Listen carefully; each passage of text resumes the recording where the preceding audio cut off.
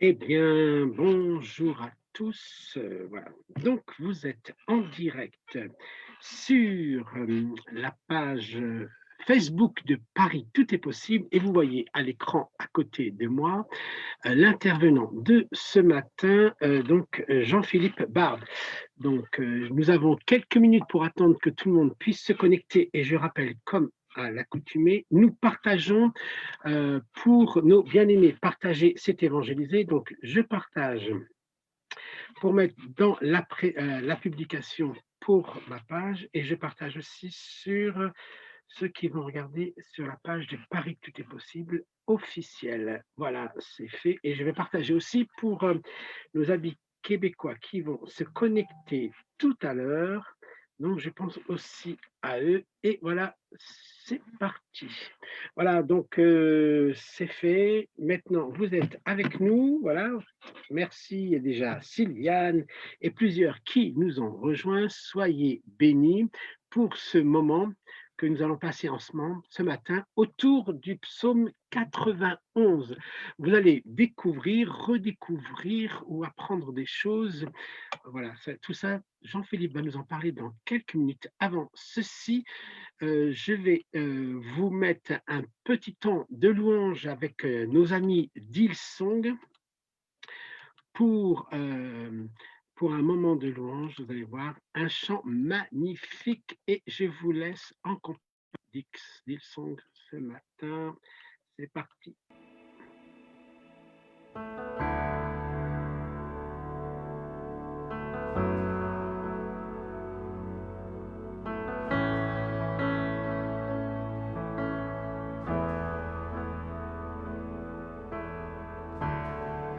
Oh, quelle paix dans ce moment, dans le calme de ta présence, quand le bruit faiblit et tu parles à mon âme. Tu as toute mon attention, fais-moi entendre ta voix. Je ne veux rien manquer, Seigneur, mon cœur désire plus de toi, mon cœur recherche ta face, alors je cède à toi. Et tout ton monde est ému par ton amour, captivé par qui tu es. Conduis-moi à te connaître plus encore. Je veux m'approcher de toi, laisser mes peurs derrière moi. Seigneur, viens toucher ma vie à nous. Oh, oh, oh, oh, oh, oh, oh, oh. Comme le soleil à l'aurore, comme la brise dans la nuit, ta paix me restaure, tu me donnes la vie. Il n'y a aucune hésitation dans ton amour, ton affection, rien n'est comparable. Seigneur, mon cœur désire plus de toi, mon cœur recherche ta face, alors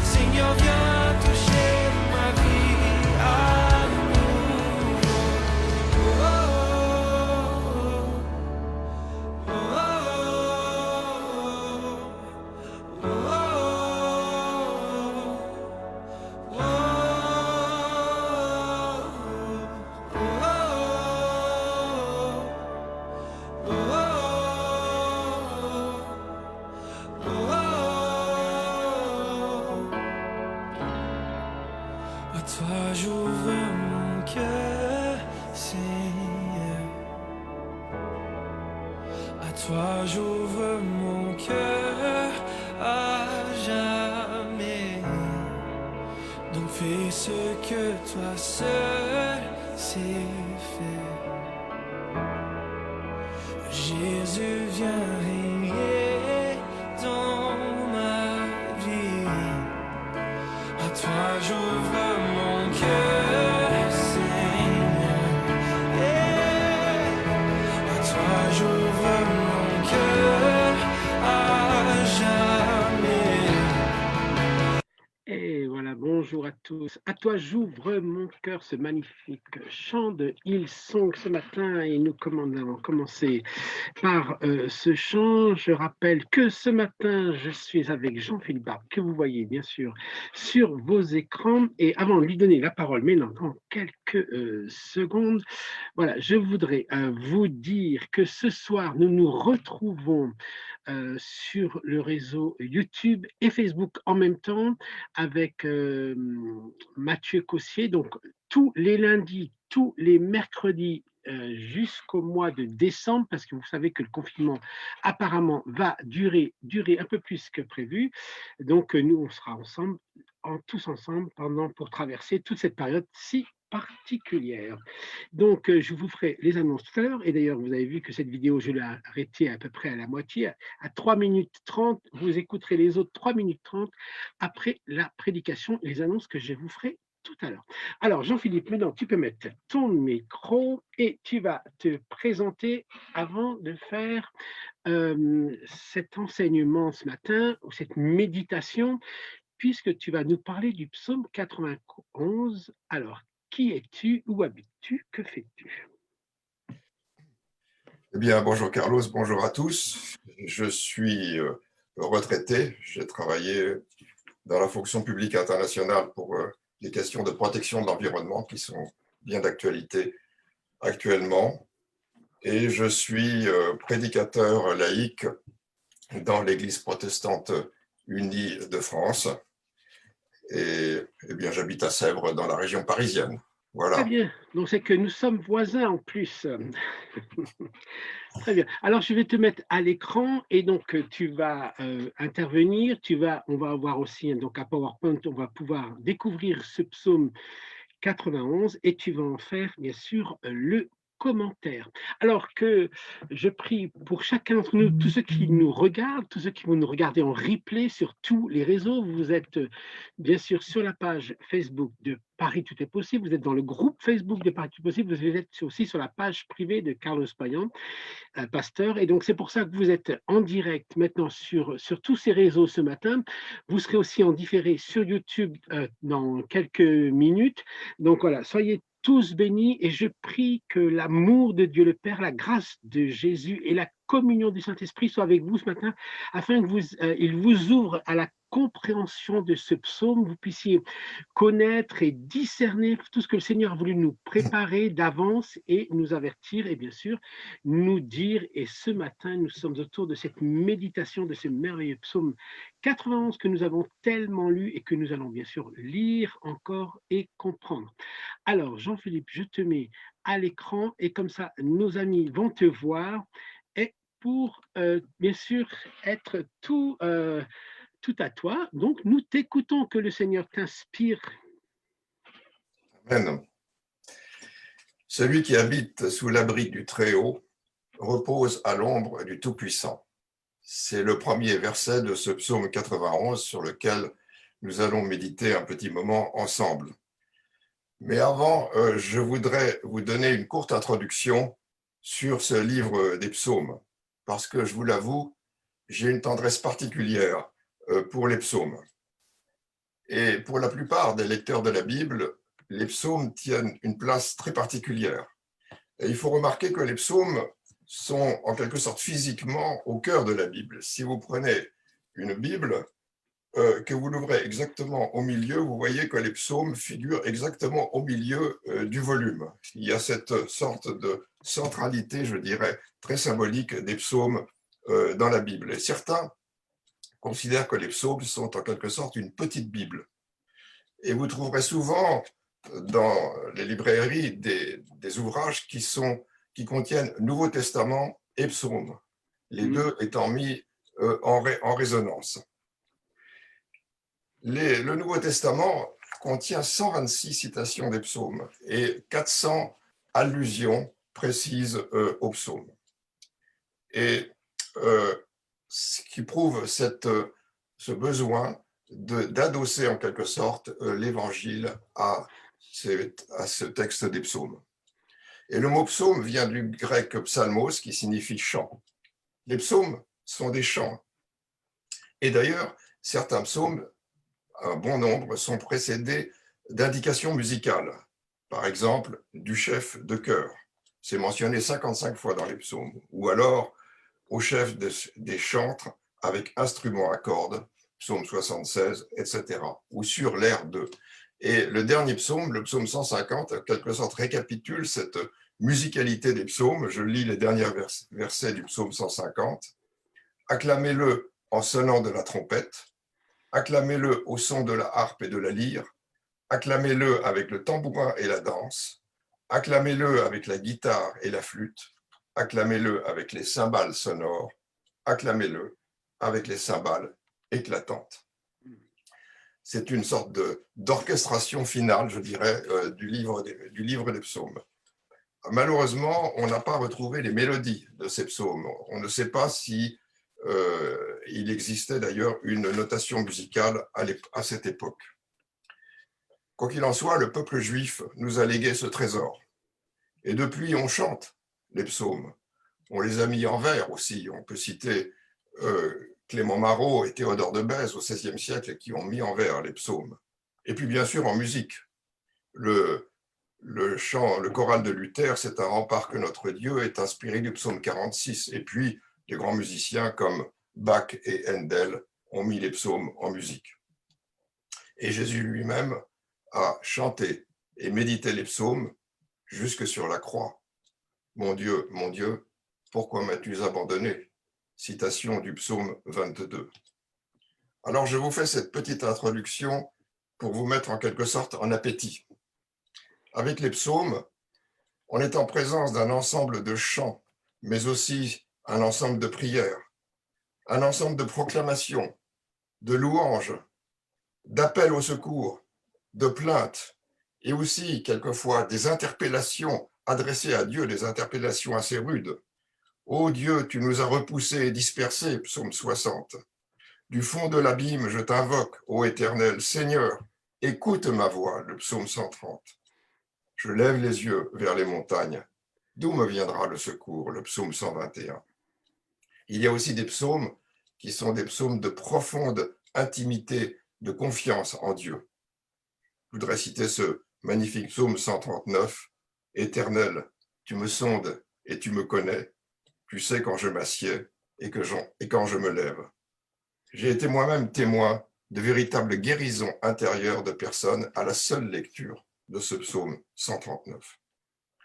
Et les psaumes sont aussi une anamnèse, c'est-à-dire une façon de faire mémoire de l'action de Dieu. Alors bien sûr, pour le peuple juif, et de nombreux psaumes sont comme cela, c'était faire mémoire de l'action de l'Éternel dans leur histoire, et notamment la sortie d'Égypte et le peuple dans le désert. Mais pour nous aussi, c'est une façon, ça nous aide à faire mémoire de notre propre relation avec Dieu, de notre histoire personnelle, de notre relation avec Dieu, avec ses hauts et ses bas.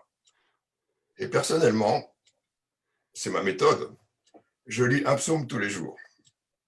Donc, sauf peut-être le psaume 119 qui comporte 176 versets, celui-là, on peut peut-être le découper un peu en tranches.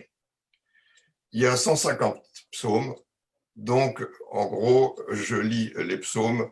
Lorsque je suis arrivé au psaume 150, eh bien, je reviens au début, ce qui fait que je lis les psaumes à peu près 2 fois dans l'année. Alors bien sûr, chacun a sa méthode, et vous savez ou vous verrez que dans les listes de lecture biblique, on a souvent adossé un texte de l'Évangile, par exemple, et un psaume qui entre en résonance.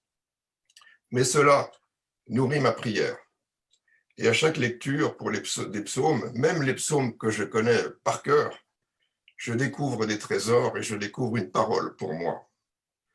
Et chacun peut trouver son rythme, bien sûr, et sa méthode.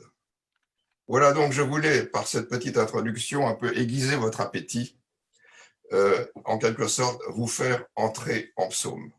Alors, nous allons maintenant lire et écouter ce psaume 91. Je vais faire un partage d'écran.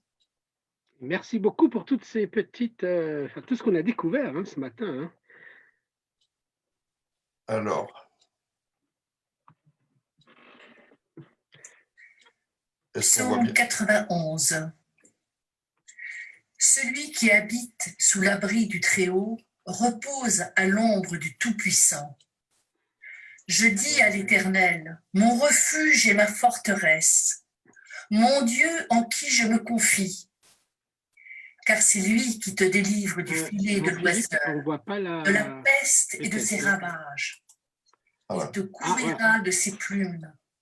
Tu te réfugieras sous ses ailes. Sa vérité est un bouclier et une cuirasse. Tu ne craindras ni la terreur de la nuit, ni la flèche qui vole de jour, ni la peste qui marche dans l'obscurité, ni la contagion qui frappe en plein midi. Que 1000 tombent à ton côté et 10 000 à ta droite, rien ne t'atteindra. Tu regardes seulement de tes yeux et tu verras la rétribution des méchants. Car tu es mon refuge, ô Éternel. Tu fais du Très-Haut tête. Aucun malheur ne t'arrivera, aucun fléau n'approchera de ta tente, car il donnera pour toi des ordres à ses anges pour te garder dans toutes tes voies. Ils te porteront sur les mains, de peur que ton pied ne heurte contre une pierre. Tu marcheras sur le lion et sur la vipère. Tu fouleras le lionceau et puisqu'il s'attache à moi, je le ferai échapper. Je le protégerai puisqu'il connaît mon nom. Il m'invoquera et je lui répondrai. Je serai moi-même avec lui dans la détresse. Je le délivrerai et je le glorifierai. Je le rassasierai de longs jours et lui ferai contempler mon salut. Voilà. En passant, merci à mon épouse Astrid pour cette belle lecture. Alors, chers amis, si vous lisez ce psaume, c'est ce que nous faisons ce matin, je dirais que vous commencez bien la journée. Parce que dès le matin, vous vous mettez en lieu sûr, vous vous mettez en sécurité sous la protection du Seigneur, Adonai. Adonai qui est aussi El Shaddai, le Dieu Tout-Puissant. Et c'est ce que nous dit ce premier verset du psaume 91. Celui qui habite sous l'abri du Très-Haut repose à l'ombre du Tout-Puissant. Notre Seigneur qui est aussi Adonai Rapha, Dieu qui te guérit. Et au verset 5, tu ne craindras ni la peste qui marche dans l'obscurité, ni la contagion qui frappe en plein midi. Ça nous rappelle aussi ce psaume 103. C'est lui qui guérit toutes tes maladies. Notre Seigneur, notre Dieu qui est aussi Adonai Tzidkenu, Dieu ma justice, le soleil de justice. Et au verset 4, sa vérité est un bouclier et une cuirasse.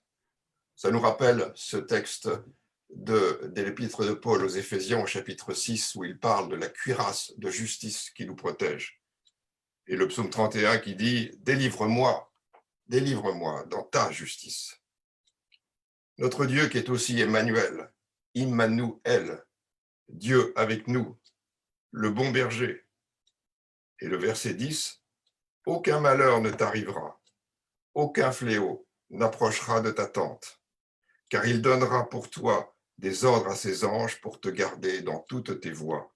Ils te porteront sur les mains, de peur que ton pied heurte contre une pierre. » Vous aurez reconnu ce verset, cette citation des psaumes qui est instrumentalisée par Satan, par le diable, lorsque Jésus est emmené au désert pour y être tenté, notamment dans Matthieu au chapitre 4.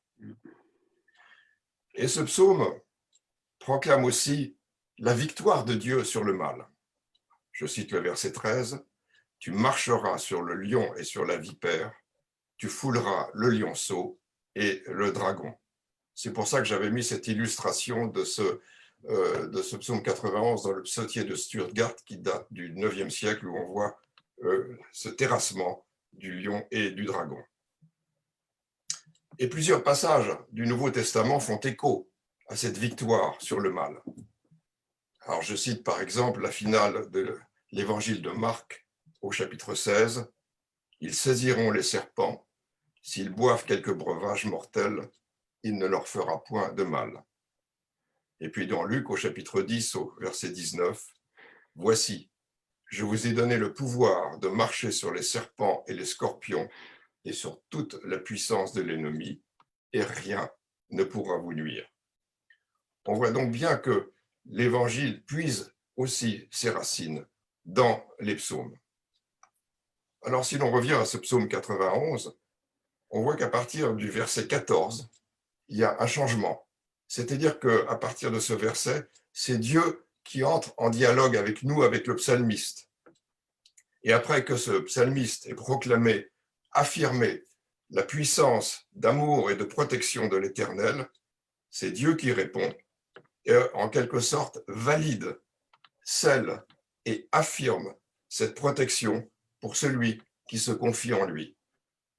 Je cite le verset 14, « Puisqu'il s'attache à moi, je le ferai échapper. » Une autre traduction dit, « Puisqu'il m'aime, je le ferai échapper. Je le protégerai, puisqu'il connaît mon nom. » Retenez bien ça. Je le protégerai, puisqu'il connaît mon nom.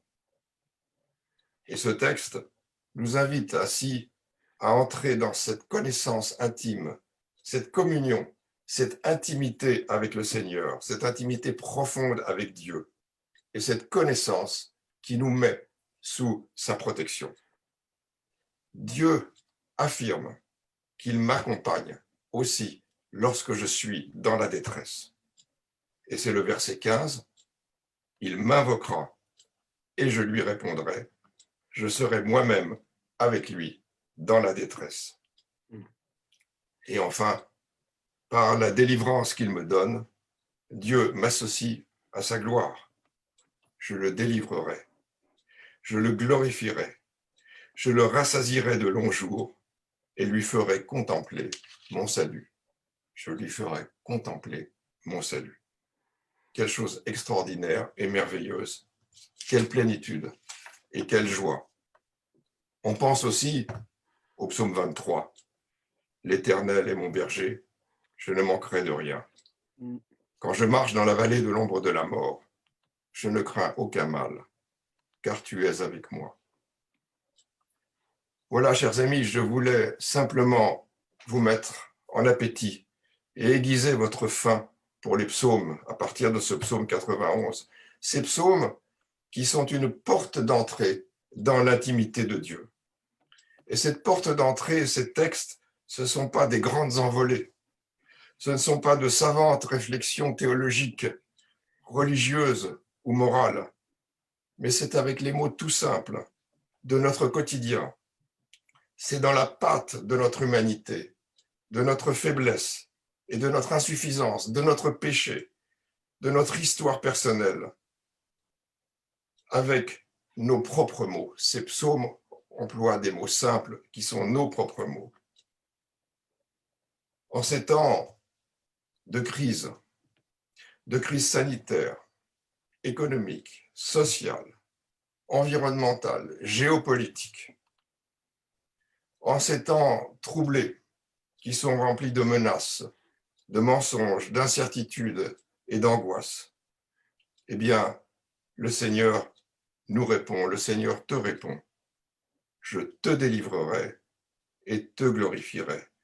Je te rassasierai de longs jours et je te ferai contempler mon salut. Amen. Cela veut dire c'est vrai. Et je vous souhaite à tous une bonne journée avec le Seigneur. Merci beaucoup. Oh là là, ce matin, beaucoup de commentaires sur les réseaux pour toi, Jean-Philippe, et bien sûr pour Astrid. Donc, des commentaires d'encouragement. Et bien sûr, vous pouvez continuer sur le réseau à encourager Jean-Philippe comme il l'a fait ce matin dans cette exhortation du psaume 91. Alors, j'ai retenu comme deux, trois petites choses, hein. Bien sûr, on peut toujours réécouter sur YouTube et sur Facebook. Mais les psaumes, c'est le milieu, la centralité de la Bible. Une petite Bible est souvent associée au Nouveau Testament. Et c'est vrai, moi-même, lorsque je suis devenu chrétien, la première chose qu'on m'a offert, c'est un Nouveau Testament et psaumes. Et tu as absolument raison. 126 citations et 400 allusions. Alors ça, par contre, pour moi, c'est absolument nouveau. 400 allusions. Le psalmo, bien sûr, c'est le chant chanté, psalmodier, la parole de Dieu. Les psaumes, les portes d'entrée pour l'intimité avec Dieu. Merci parce que ce matin, tu nous as fait une démonstration formidable. À vrai dire, j'étais là et j'ai écrit plein de petites choses. Alors, si vous voulez que Jean-Philippe revienne avec nous le mois prochain, vous marquez sur le commentaire. Oui, que Jean-Philippe revienne en décembre pour un prochain psaume. En attendant et avant de te redonner 3 minutes pour la conclusion, Jean-Philippe, je vous partage la fin de ce chant que nous avons eu tout à l'heure. Et c'est parti pour 3 minutes. On se retrouve dans 3 minutes. Ouvre mon cœur à jamais, donc fais ce que toi seul sais faire. Jésus, viens briller dans ma vie. À toi j'ouvre mon cœur, Seigneur. À toi j'ouvre mon cœur à jamais. Donc fais ce que toi seul sais faire. Oh Jésus, viens briller dans ma vie.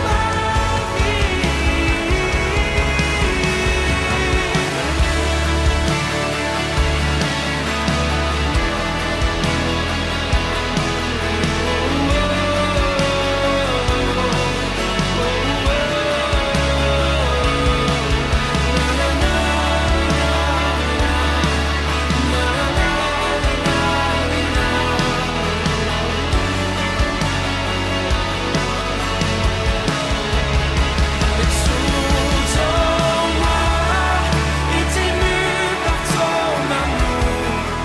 Conduis-moi à te connaître plus encore. Je veux m'approcher de toi, laisser mes peurs derrière moi. Seigneur, viens toucher ma vie à nouveau.